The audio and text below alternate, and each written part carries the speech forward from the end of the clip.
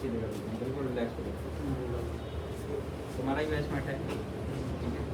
Abdominal examination की थोड़ी शुरुआत करते हैं, ठीक है। कुछ ऐसे जो लीगल एस्पेक्ट हैं वो हम नहीं कर पाएंगे, लेकिन फिर भी मैं तुम्हें सब कुछ बताने की कोशिश करूँगा, ठीक है। मान लो उसामा के एपिगैस्ट्रिक रीजन में पेन है, ठीक है। उसामा तुम हमें बताओगे कि तुम्हारे यहाँ पे एक हफ्ते से दर्द हो रहा है हल्का सा, ठीक है, और हमें इसका एब्डोमिनल एग्जामिनेशन करना है, ठीक है। तो सबसे पहला रूल क्या है एग्जामिनेशन का, तो बताएगा। पेशेंट के राइट साइड पे खड़ा होना, सर कंसेंट पहले परमिशन करना। दूसरी बात कि कंसेंट लेनी है कि हम आपका एग्जामिनेशन कर सकते हैं कि नहीं लीगली। इंडिया में ली नहीं जाती, लेकिन लीगली ये लेनी पड़ती है, और हमें ये पता होना चाहिए कि पेशेंट भी राजी है या नहीं है, ठीक है।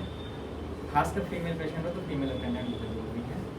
अब रूल ये आ गया कि मेल पेशेंट के लिए भी अटेंडेंट बहुत ज़रूरी है, बिना उसके आप एग्जामिनेशन नहीं करोगे, ठीक है। तो उसामा जी क्या तकलीफ हो रही है आपको? तकलीफ क्या है? नहीं एपिगैस्ट्रिक तो मैं पेट में दर्द हो रहा है, ठीक है। अब जरा आप मुँह करोगे, मुँह दर्द कराते हैं। इसके दो रीज़न हैं। नंबर एक, तो अगर कोई ब्रीदिंग प्रॉब्लम है तो हमारे पास इन्फेक्शन ना आए। दूसरा, आप एग्जामिनेशन करते समय जुगुलर नोचेस को या जुगुलर वेनस प्रेशर को या पल्सेस को आप लोग अच्छे से देख पाओ कि आखिर हो क्या है। दूसरा जो सबसे मेन स्टेप है वो है दोनों में जो है वो बोल दो क्यों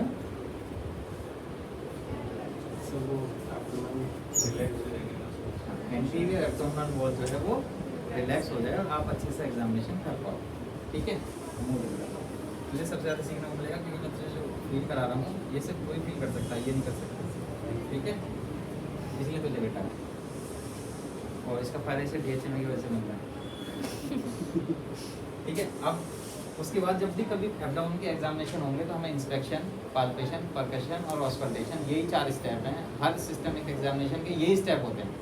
इंस्पेक्शन में हमें देखना है कोई स्कार तो नहीं है, कोई एक्स्ट्रा स्वेलिंग तो नहीं है, कोई लंप की स्वेलिंग तो नहीं है, या कोई ऐसी एबनॉर्मलिटी तो नहीं है जो हमें विजिबली दिखाई दे रही हो। मतलब अगर एपिगैस्ट्रिक में कोई नॉस तो नहीं आ रही है या कोई स्वेलिंग तो नहीं आ रही।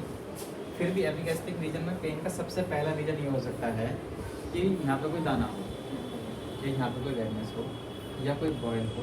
तो पेशेंट को अभी तो फील नहीं हो रहा, लेकिन हो सकता है स्किन पे आ रहा हो, तो हमें इसलिए इंस्पेक्शन करना बहुत जरूरी है, ठीक है। तो मोबाइल ठीक है, जब भी हम इंस्पेक्शन करेंगे उसके बाद जब इंस्पेक्शन में कुछ नहीं मिला उसके बाद सीधे चलते हैं पाल्पेशन। पाल्पेशन के 2 स्टेप होते हैं। नंबर 1 तो सुपरफिशियल पाल्पेशन और एक होता है डीप पाल्पेशन।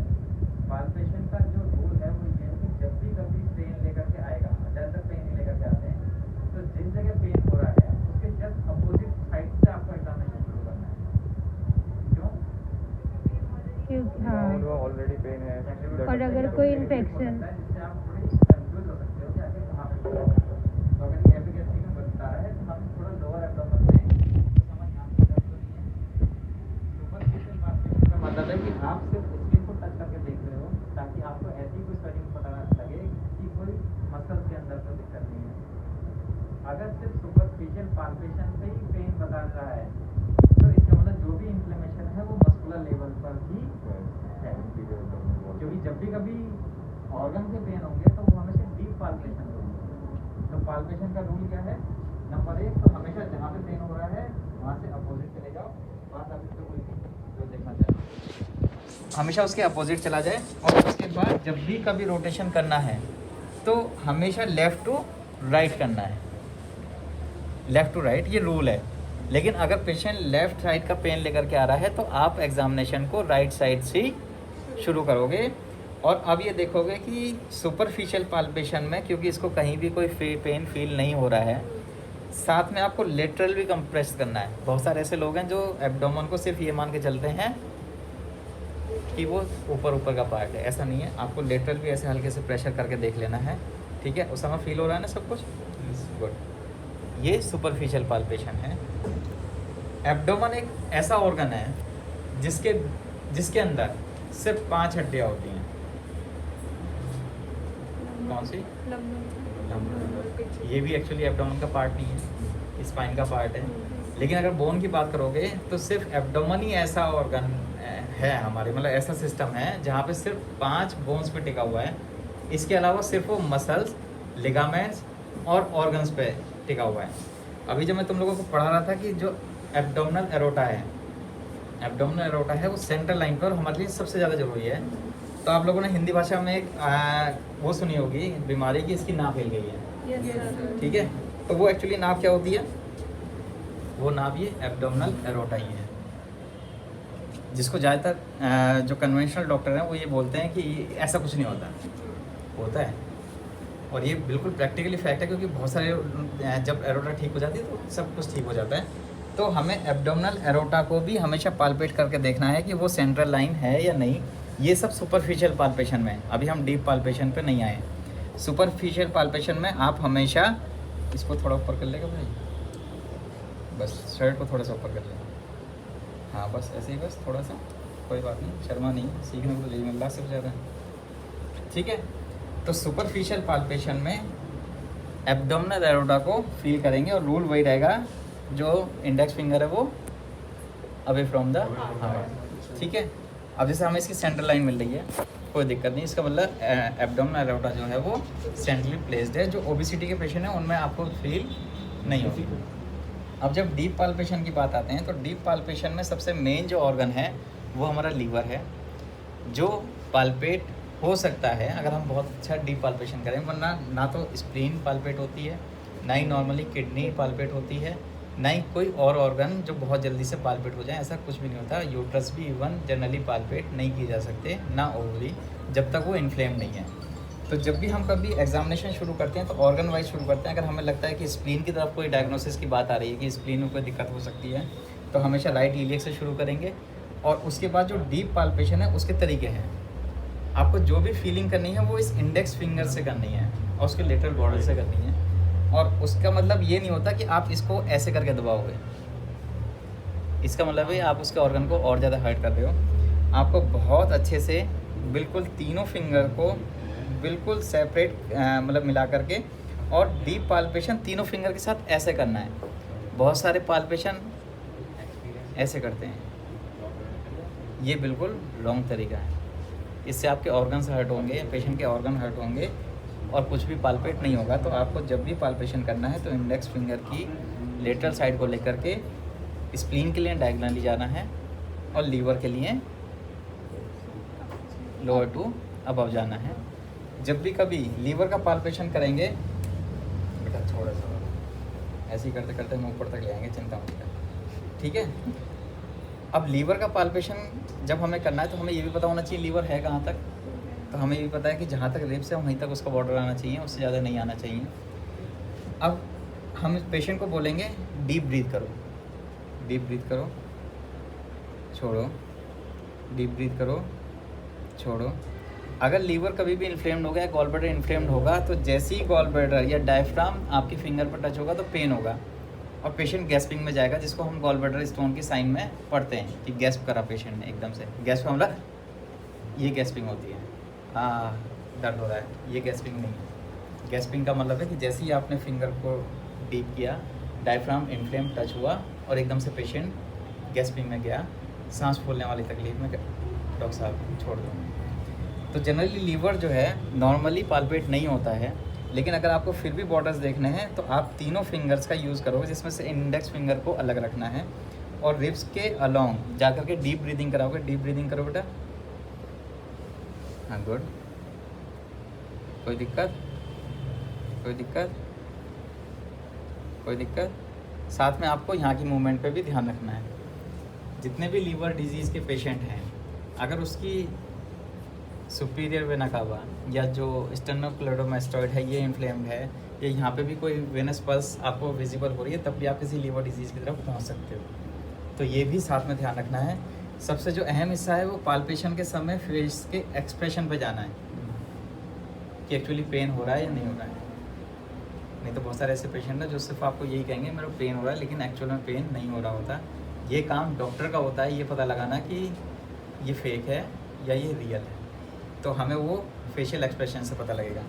तो लीवर के एग्जामिनेशन के लिए हमेशा 3 फिंगर बिना इंडेक्स के लेटरल बॉर्डर पे यूज़ करने हैं, जो रिब्स के कॉर्नर पे आने चाहिए।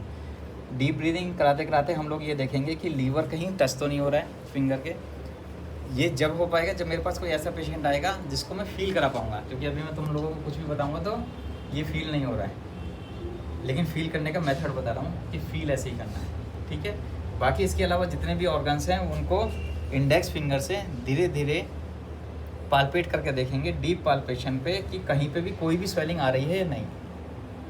नॉर्मली जब किडनी के पाल्पेशन की बात आती है तो हमेशा पोस्टीरियर वॉल पर एग्जामिनेशन करते हैं और हमेशा ये पता लगाते हैं कि किडनी की स्वेलिंग कोई ऐसा तो नहीं है जो एंटीरियर एब्डोमिनल की तरफ आ रही हो, वरना ज़्यादातर स्वेलिंग जो है वो पोस्टीरियर की तरफ जाएंगी। सेम लाइक जो लेफ़्ट है वो सिर्फ आपके स्मॉल इंटेस्टाइन और लार्ज इंटेस्टाइन के छोटे से पार्ट को एग्जामिन करने के लिए। कभी भी किसी भी पेशेंट को इस तरह से एग्जामिनेशन मत करना, नहीं तो पेन जो है वो जितना लेकर के आया उससे भी ज़्यादा पहुँच जाएगा, ठीक है। ऐसे छोटे छोटे स्टेप्स हैं जो एग्जामिनेशन में हमें यूज़ करने चाहिए। अब जो अभी पाल्पेशन का चल रहा है, ऑर्गन वाइज पेशेंट आता रहेगा तो मैं आप लोगों को ऐसी एग्जामिनेशन सिखाता रहूँगा ताकि आप सीखते जाओ। पाल्पेशन के बाद जो थर्ड स्टेप है वो है परकशन। कोई एक बंदा परकशन करके दिखाओ, कोई भी एक बंदा। चलो तुम ही करो। सर ऐसे मुझे आता है, जैसे भी आता हो। सर इसमें ऐसे करते हैं कि मिडिल फिंगर होती है तो ऐसे टैप करते हैं, आवाज़ आती है। हट जाओ, बस बोलना नहीं है, जो आता है करके दिखाओ।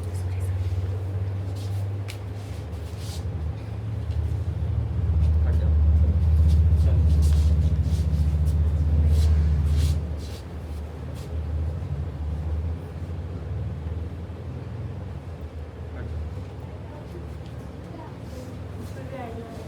नहीं है और किसी को कोई?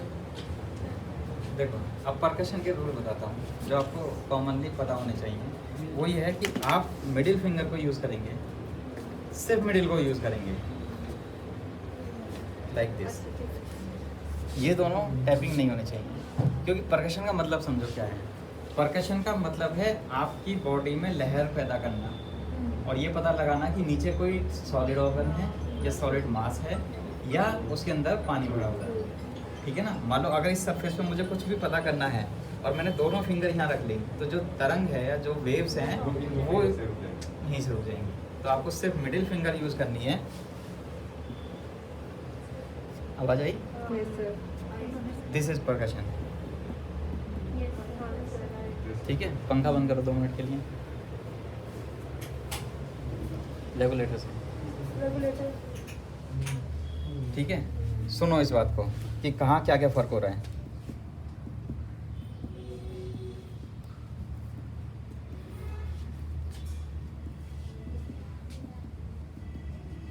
फ़र्क पता लग रहा है? एब्डोमेन के इस हिस्से में गैस ज़्यादा है, उधर सॉलिड है, तो गैस कम, मतलब आवाज़ जो है वो कम आ रही है। अब रूल जो मैं बताना चाह रहा हूँ, जो टेक्निक्स हैं वो सीखो। नंबर 1 तो मिडिल फिंगर पता लग गई, सेम ऐसी दूसरे हाथ की मिडिल फिंगर, और आपकी रिस्ट मूव होनी चाहिए, ऐसे नहीं, एल्बो यूज नहीं होनी है।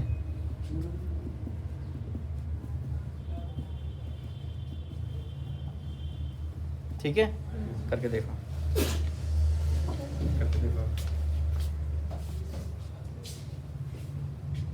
सर आवाज़ नहीं आ रही। हैं? सर आवाज़ नहीं आ नाखून ही रही। बड़े।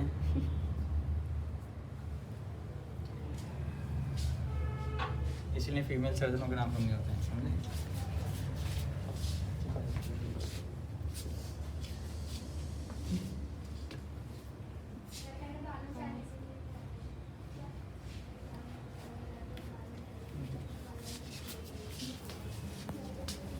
चलो लड़कियों को तुम तीनों करो, इतने लड़कियों को मैं बताता हूँ घर पे जाके तुम्हें प्रैक्टिस कैसे करनी है। किसी भी टेबल